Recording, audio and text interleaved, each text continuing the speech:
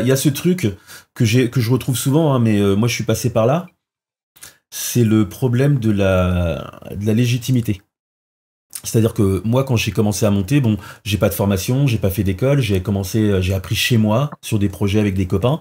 Et puis petit à petit, je me suis professionnalisé. Et puis j'ai fini par réussir à rentrer en télé. Et puis maintenant, ça fait 20 ans.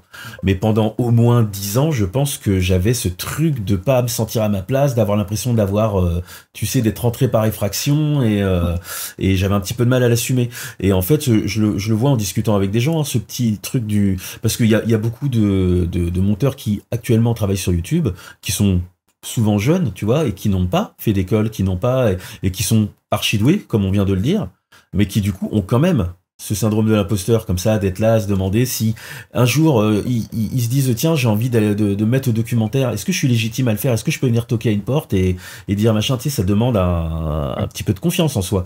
Alors qu'en fait, sur plein de points, ils sont aussi forts, voire meilleurs que nous. Et ce qu'ils connaissent pas, bah, ils ont juste à l'apprendre. On a juste à leur apprendre. Enfin, tu sais, c'est des choses, tu t'adaptes à un milieu, en fait, et ça vient pas en claquant des doigts. Tu vas avoir besoin d'un temps d'apprentissage, mais ça se fait, tu vois. Ouais. Mais c'est vrai qu'il y a ce côté à se dire, comment, du coup, par exemple, toi, comment vous faites, comment vous recrutez chez vous? Tu vois, est-ce qu'un petit gars peut débouler comme ça, toc toc, comme moi j'ai fait, hein, Ouais. au final, toc toc, c'est moi que v'là, bonjour, je suis monteur, je voudrais essayer. Ouais, c'est compliqué. On va pas se le cacher, c'est compliqué. Pour plusieurs raisons. La première, c'est que moi, je suis post-producteur, donc les gens que j'emploie déjà sont pas des intermittents. Ce sont des gens qui sont la majeure partie du temps en CDI, voire en CDD Mais c'est pour vrai. des EP exceptionnels.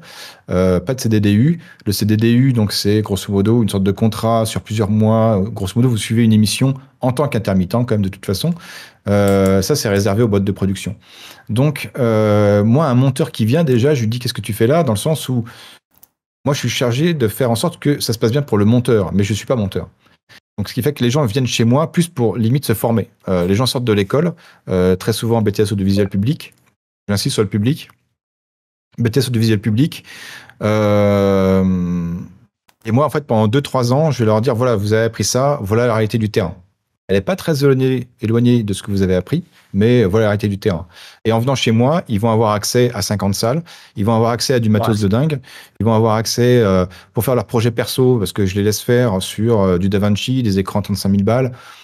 Tu vois, je les laisse faire et ils vont se former, et plus ils vont être formés, plus ils vont être bons, plus ils vont être formés, plus ils vont rencontrer des clients avec qui ils peuvent soit se lier d'amitié, soit en tout cas nouer des relations professionnelles saines, et derrière donc se faire embaucher et puis petit à petit devenir monteur, etc. Donc c'est entre guillemets vieille école, le monde de l'audiovisuel, broadcast, j'entends, hein, on parle pas du tout de YouTube parce que là ça n'a plus rien à voir. C'est un autre monde, ouais. C'est un autre monde totalement.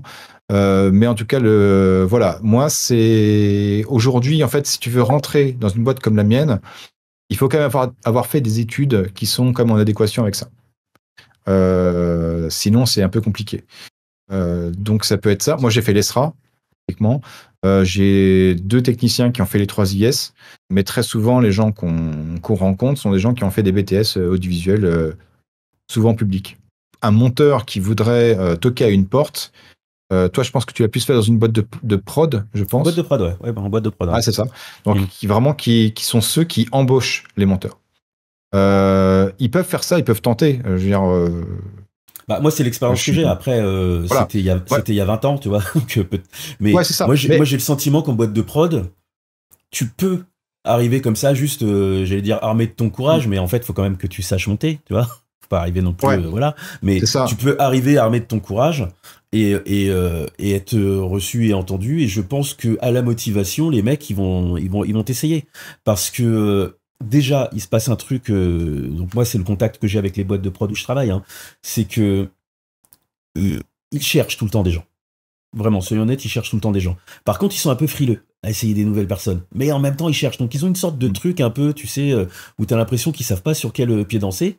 Donc, ils sont toujours en train de te demander, t'as pas quelqu'un à me recommander, parce qu'il faut que tu arrives sur recommandation, il faut que tu machin, pour qu'ils soient en confiance, en fait. Mais la vérité, c'est qu'ils ont besoin de quelqu'un. tu vois. Et donc, moi, je pense que quand je suis arrivé comme ça de ma province et que j'avais faim, j'avais vraiment faim, j'avais vraiment envie de faire ça, tu vois. Et que je suis arrivé, j'étais tellement motivé. Moi, ça a été vite, hein, vraiment, on m'a essayé assez rapidement, tu vois. On m'a donné l'occasion assez rapidement de montrer ce que je pouvais faire et tout ça.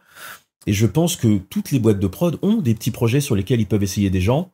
Tu vois, quitte à le faire sur une journée où ils ont des mecs un peu plus seniors au cas où pour épauler.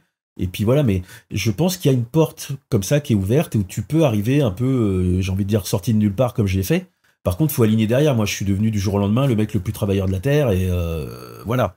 Tu vois, c'est pas un acquis, quoi. Et en plus de ça, de toute façon, ça te transforme en ça, puisque en ayant un peu comment dire, le sentiment de voler ta place, moi, ça m'a mis dans ce truc-là, une sorte de frénésie de travailler plus que tout le monde, tu vois, à mériter cette place et à se dire, vous avez vu, vous avez pas eu tort, hein, vous avez bien fait de me prendre. Donc voilà, moi, je pense il y a en boîte de prod, il y a moyen encore maintenant de faire ça. Après, vous, c'est vrai que vous, c'est un cadre un peu différent, mais en Ouais. boîte de prod, je pense qu'il y a moyen de faire ça, et en même temps, il y a toujours cette porte, effectivement, hein, de sortir d'une école ou de sortir d'un BTS, de commencer, de mettre un pied dans une boîte de prod via le stage, parce que ça arrive souvent aussi, tu vois, et ensuite d'être embauché à partir de là. Ouais. Alors nous, justement, le stage, c'est bien que tu t'en parles. Effectivement, le stage, pour ceux qui font des écoles audiovisuelles en plus, hein, c'est hyper Pardon. important. Parce que c'est là, en fait, où tu vas te dire, tu vas rencontrer donc un stagiaire. Normalement, tu es censé faire un stage par an de 5 semaines. Tu vas rencontrer le stagiaire et donc, potentiellement, tu vas te dire, toi, quand tu sors de l'école, tu peux m'appeler. Moi, ça m'est déjà Ouais. arrivé de débaucher quelqu'un qui était en première année. Alors que le mec était en première année, enfin c'était une fille d'ailleurs, c'était une fille qui était en première année sur son BTS et je lui dis, c'est soit ouais, soit tu fais une deuxième année et puis etc. Soit on commence direct, t'as pas ton BTS, mais là par contre je t'embauche direct quoi. Et aujourd'hui elle est plutôt très bien placée, elle a un poste comme le mien d'ailleurs. Donc voilà, les stages sont hyper importants et c'est-à-dire que c'est pas parce que vous faites un BTS du visuel public que forcément je vous dis que vous allez avoir du boulot, mais ça aide. C'est Mathieu Misiraka, hein, je pense que je sais pas si les gens connaissent, qui est un chef-op, qui a une chaîne YouTube, qui parlait des formations, etc. et qui Ouais. disait oui, on rentre tous par la petite porte. Alors certes, on rentre tous par la petite porte, mais c'est vrai que quand tu as fait un BTS du visuel public et que tu as eu deux stages qui ont été, entre guillemets, un peu orientés par ton responsable pédagogique qui connaît les gens comme moi, qui parle avec eux, c'est un peu plus simple quand même d'avoir un boulot que Non, puis quand tu as surtout les fait prods, autre chose, pour quoi. moi, tu sais, s'ils ont un jeune qui arrive comme ça, qui est en stage, bon voilà, il va être en stage et tout ça, l'ambiance boîte de prod est plutôt amicale, plutôt sympa, c'est un métier de réseau. Ouais, c'est vrai. Et donc, du coup, le simple fait d'avoir été dans cette prod, si ça s'est bien passé, fait que cette prod va t'essayer derrière et va te prendre. C'est un acquis. Que ce soit Mm. en assistant, hein, d'ailleurs, ils te prendront pas forcément en monteur tout de suite, mais ils vont te prendre au moins en assistant parce que Mm. ça s'est bien passé, c'est un métier où on est un petit peu dans l'affect et dans l'amical. S'ils t'ont bien aimé, ils vont te filer du boulot, ils vont te prendre. Et en plus de ça, s'ils voient passer une pépite, tu sais, le jeune qui est archi doué, machin, mais jamais il le laisse partir. C'est évident, Mm. tu vois. Donc effectivement, le fait de faire des stages, c'est une super porte d'entrée. Oui, carrément, ouais. Ouais. Et je voulais juste revenir sur un autre truc parce qu'on l'a survolé un peu vite fait, puis je pense que c'est important de l'aborder. Là, du coup, c'est un truc qui est plus lié à moi, hein. C'était que je voulais qu'on parle un tout petit peu de l'intermittence pour que les gens comprennent, parce que les gens ne savent pas forcément ce que c'est. En farfouillant, en étant un peu sur les réseaux, je me suis rendu compte que souvent les monteurs étaient payés un petit peu de façon, on va dire, pas très correcte, tu vois, parce que Déjà, s'ils sont payés, c'est déjà pas mal pour ah, certains. oui, Parce que, non, mais puis je pense qu'il y a des gens qui sont payés, qui ont le sentiment qu'ils sont payés correctement. oui, c'est Mais ça, ouais. voilà, et en fait, pour moi, le problème, c'est que leur rémunération, souvent, elle est basée sur rien. C'est un peu genre, il n'y a pas de barème, il n'y a rien, c'est genre. Donc ça peut très bien être 20 euros, 30 euros, 100 euros pour une vidéo. Parce qu'ils font à la vidéo, ils font pas comme nous à la journée. Et en fait, je me dis, mais attends, mais on est très très loin du compte. Mais très très loin. Et en fait, quand j'en parle avec les gens, je pense qu'ils sont assez surpris et choqués de découvrir combien moi je suis payé. Alors qu'en fait, j'ai beau avoir 20 ans d'expérience, bah mon salaire, c'est quasiment le même que quelqu'un qui débute, en fait. Tu vois? Et je fais la différence parce que je bosse beaucoup. Tu vois, c'est ça qui fait que j'ai des salaires élevés. C'est pas le prix de ma pige.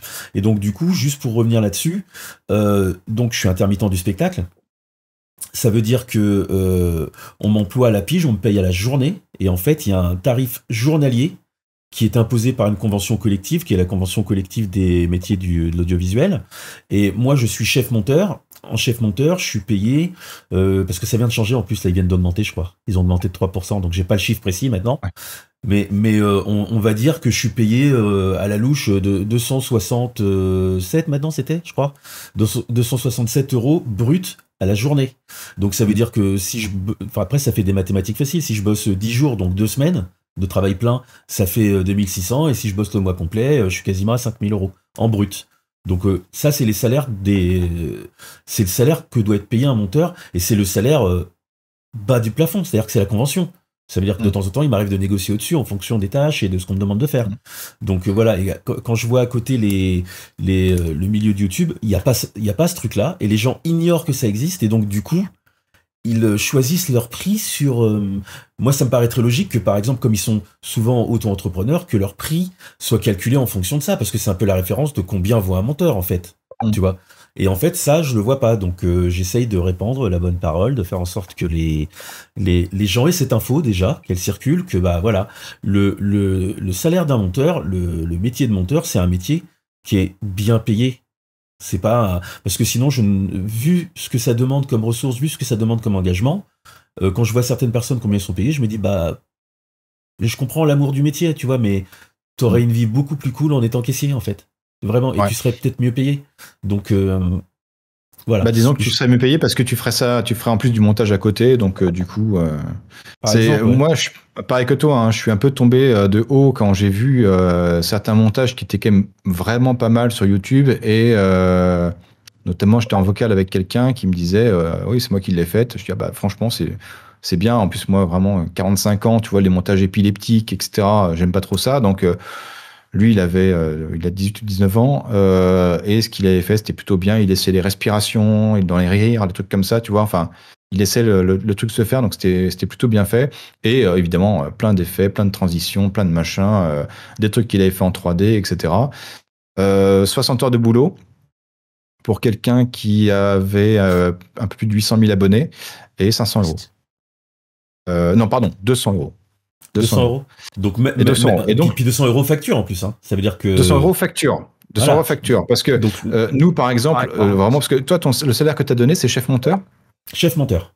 Parce que, par exemple, moi, c'est ce que je lui ai dit. Hein. Je lui ai dit, nous, par exemple, le bas du plafond, vraiment, pour un monteur, là, 200 €, donc c'est peut-être 8-9 jours de travail sur une pige de 7 heures.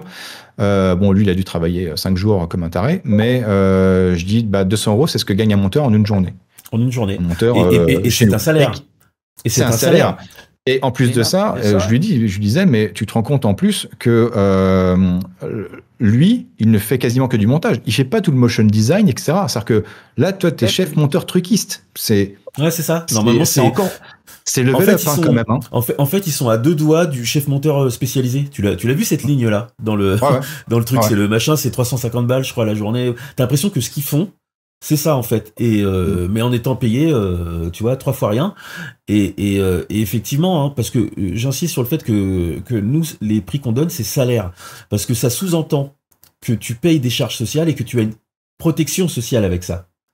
C'est pour ça que c'est important de préciser. Ça veut dire que moi, je suis intermittent. Si je n'ai pas de travail comme là en ce moment, je ne travaille pas, et ben j'ai le Pôle emploi qui m'indemnise en fait. J'ai de l'argent, j'ai une protection, j'ai des choses en plus, et ça me donne accès à des mutuelles spécialisées, ça me donne accès à des tas de choses. Donc c'est pas que le salaire que j'ai tout ce qui va avec. Voilà, c'est tout pour cette fois. Si ça vous a plu, n'hésitez pas à vous abonner à cette toute nouvelle chaîne, et comme d'habitude, likez, partagez, commentez. C'est tout pour moi. Ciao.